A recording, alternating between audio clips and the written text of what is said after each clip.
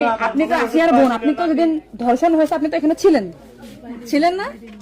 যেদিন ধর্ষণ হয়েছে সেদিন নিয়ে আপনি কিছু কথা বলছেন টেলিভিশনের সামনে, আমরা দেখেছি, সারা বাংলাদেশের লোক দেখছে। তো আপনি বলছেন, একবার বলতেছেন যে আমি ওয়াশরুমে গেছিলাম, এই সুযোগে ধর্ষণ হয়েছে। আপনি আরেকবার বলতেছেন যে রুম থেকে বের করে নিয়ে ধর্ষণ করছে। আপনি আরেকবার বলতেছেন যে ধর্ষণের সময় আমি ঘুমোইছিলাম, আমি কিছু ঠিক পাইনি। আসলে কোনটা সঠিক? আমি তো ওইটাই বলি না, আমি বলছিলাম আমি ঘুমোইছিলাম। হ্যাঁ। ও যখন বাথরুমে উঠছে সেই সময় দেখি যে ও ওইখানে পড়ে রয়েছে, এইটাই বলছি। আপনি বলছেন যে সেহরের পরে, আবার বলছেন রাত 2:30। এটা মানে টাইমটা আসলে মানে বলেন যে হ্যাঁ। মগর দিক তো সিয়ারি খাই 2টার দিক, আর তারপরের কথা বলছি।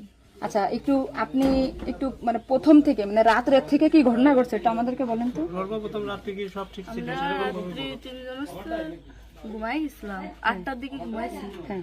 আমি, আমার জামাই আর আমার বোন। আর আমার বোন হচ্ছে আমার পাশে ঘুমাইছিল। তা আমি জানতাম না যে ওর সাথে ওরম হবে না।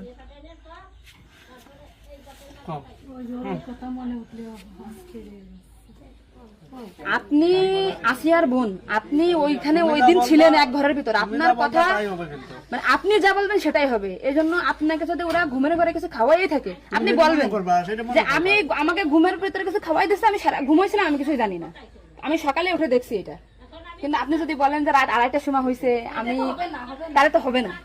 আপনার কথা শোনার জন্য বাংলাদেশের লক্ষ লক্ষ মানুষ অপেক্ষায় আছে যে আপনি আসলে যেখানে ছিলেন, আপনি যেহেতু বোন, আপনার বাড়ি যাই হয়েছে ধর্ষণটা, সেহেতু আপনি তো মানে জায়গায় ঘরে ছিলেন। সকাল হবে সেই সময় উঠে দেখি ও মেঝেতে পড়ে রয়েছে, দরজা খোলা ছিল।